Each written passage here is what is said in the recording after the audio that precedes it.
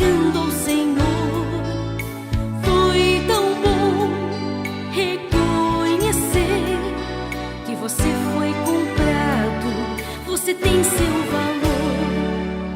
Quando você vivia na ilusão, eu lhe falei de Cristo e não tive atenção.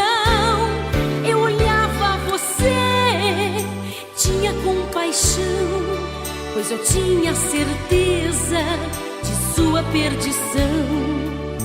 Que bom é ver você na casa de Deus, buscando ao Senhor. Foi tão bom reconhecer que você foi comprado, você tem seu valor. Foi num dia bonito que resolvi insistir, e movida no Espírito vi você desistir de sua vida errante, angustiante, bem perto da morte, do céu tão distante.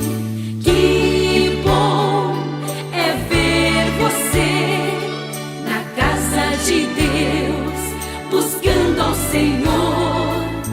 Foi tão bom reconhecer que você foi comprado, você tem seu valor.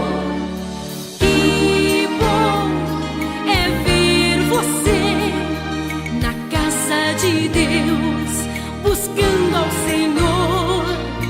Foi tão bom reconhecer que você foi comprado, você tem seu valor.